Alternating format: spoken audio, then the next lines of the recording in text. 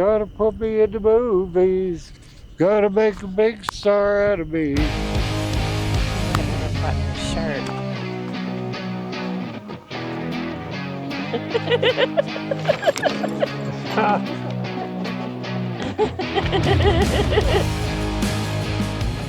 Hi, I'm Chris.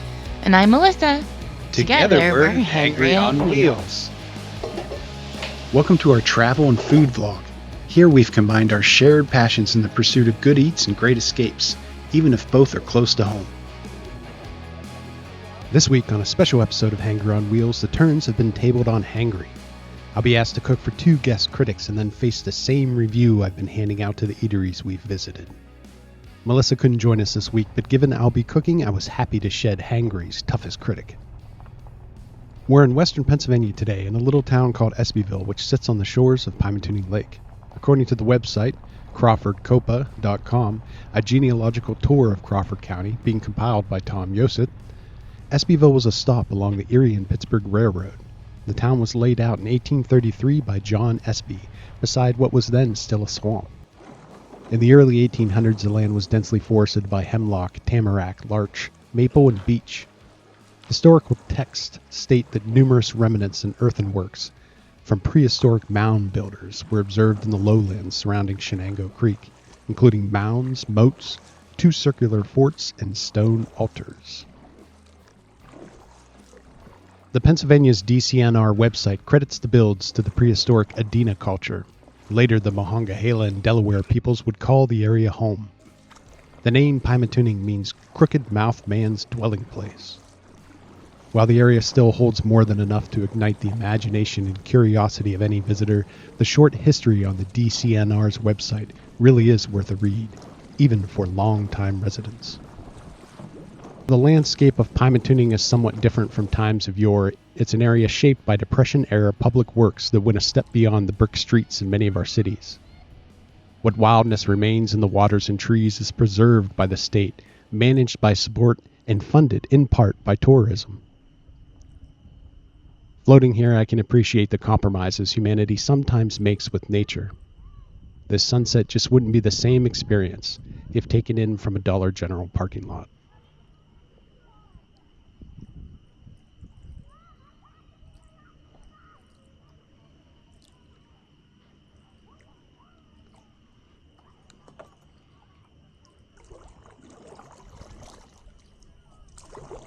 Alright, enough of all that. Let's get back to consuming conspicuously. We're getting hangry.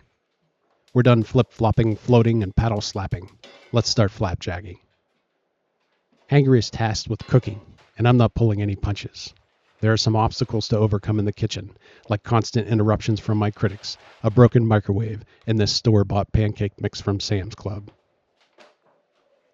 I usually make my own pancakes from a secret recipe developed and extensively tested over the years, so I'm rolling the dice here. Let's see what you got, members mark. The mix might be different, but the consistency is the same. It goes like this here. No, wait, okay, like this here. Pancake mix is mixed and ready. Time to crack a few eggs. Okay, all the eggs. I dumped in a splash of milk and then added to a pan on even heat. I picked this up on one of the cooking shows Melissa makes me watch. This is going to be a sort of pan-fried souffle. Mix the eggs well to introduce air into them. Just like Julia Childs would. And then keep them moving in the pan so that they stay light and cook evenly.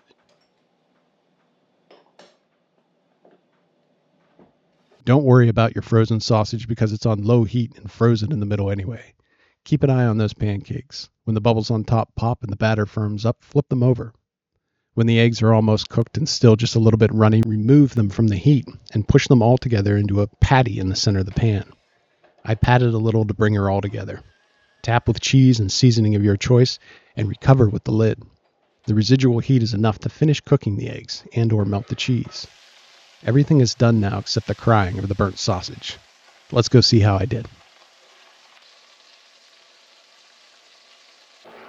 But wait, I'm already a big star. You're a big PIA.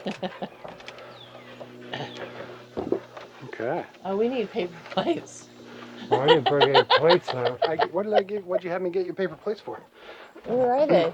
Oh, Dad thought we were going to serve ourselves. We didn't know we were being served. Oh.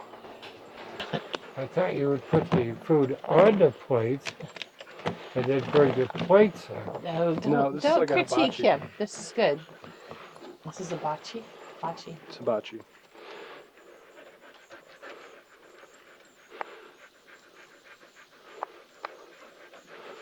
It's not exactly even.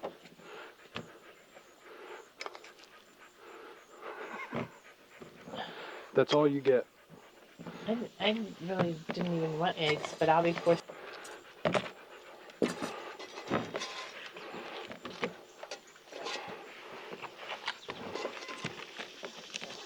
First time to work with frozen sausage right on the outdoor patio.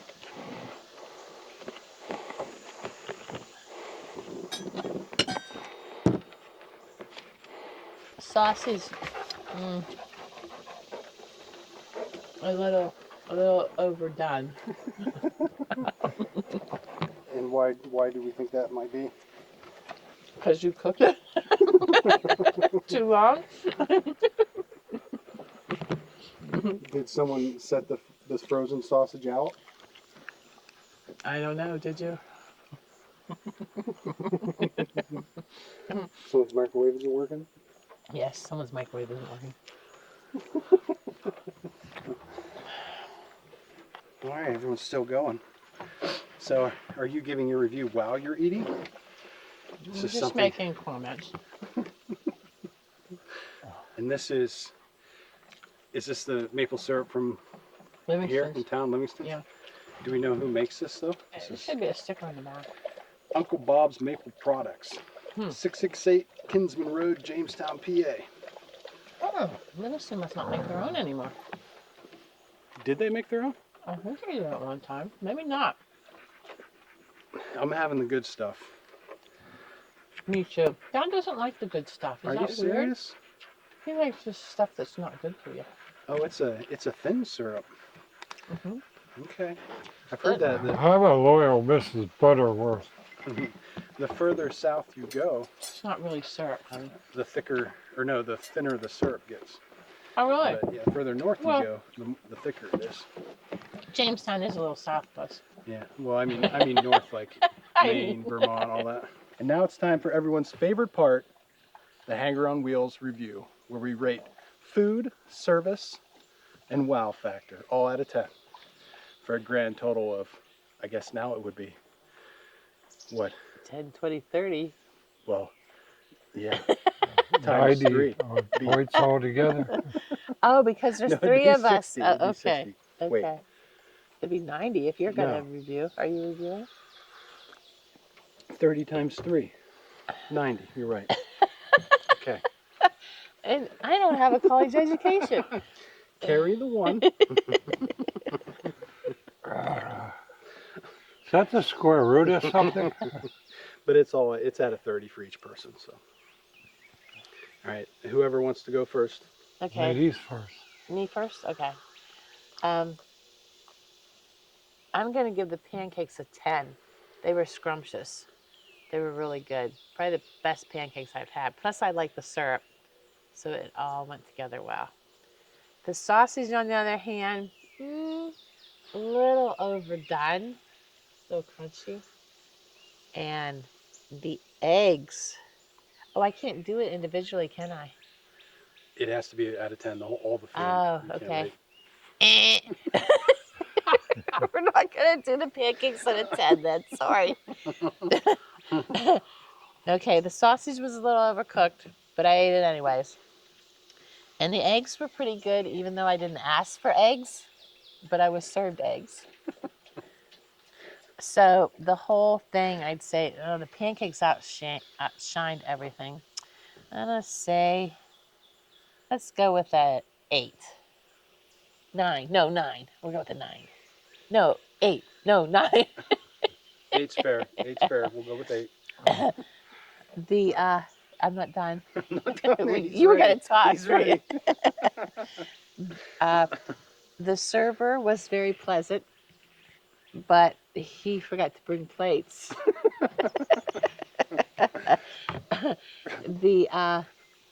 atmosphere. I mean, we couldn't pick a better spot out here. It's beautiful. The only thing was I didn't have much leg room because there was a dog under the table. And I felt like everyone was watching me because dogs surrounded us. I think that's it. That's Did it. you give a score for service? What'd you give me out of 10? Minus, no.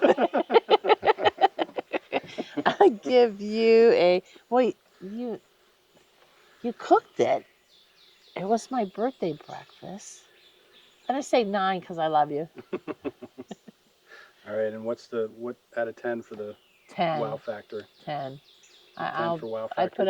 I'll put up with the dogs because I put up with them every day, but yeah, so even though I couldn't stretch my leg out, 10. I like that you still had complaints even though it was a 10. Even when you're pleased, you're not pleased. And That's right. That's what we want in the critic. There's always room for improvement with the 10. Okay, I'll let you speak now, honey. You are now allowed to speak. I got nothing to say. Other than my wife is allergic to eggs, and her allergy led to a really insane review. But then I'm used to that. All right, the food was probably a 9 because the cook concentrated more on his camera work. He really needs a separate film crew instead of, well, he burnt the sausage. But I that's the way I like it. So I guess I'll go 9.5. Can I do that? You sure? Yeah, sure can. I have a calculator at home, so I'll be able to. Okay.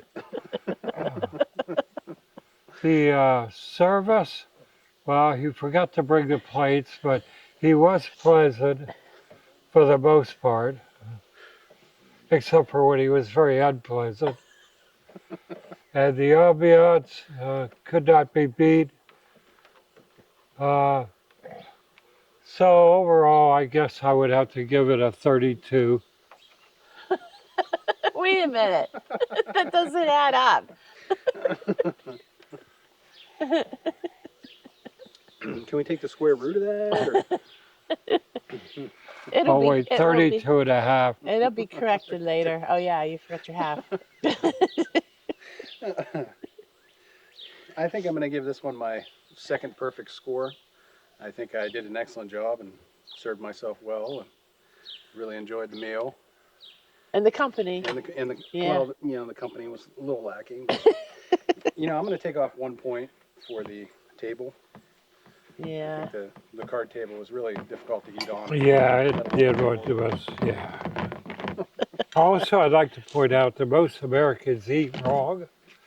They hold their fork in their right hand and their knife in their left.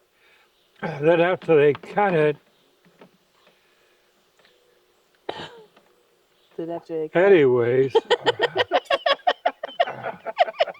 you should have the knife in your right hand and your fork in your left. So you cut it and then you spear it and then you eat it. Where the other way, you cut it and then you spear it and then you eat. But wait a minute. If Cut. All right, that was not good. I couldn't think of anything funny to say. I feel like I could have made that better.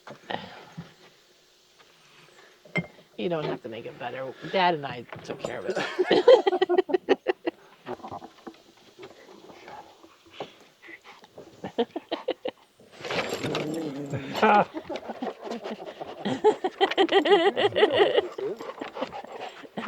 Goose grab.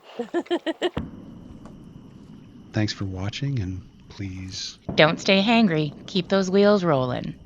please like, subscribe, and share our channel and videos. If you want to support us more directly, you can find our merchandise on Teespring or simply donate via Ko-fi. You can find links in the description of this video to do both.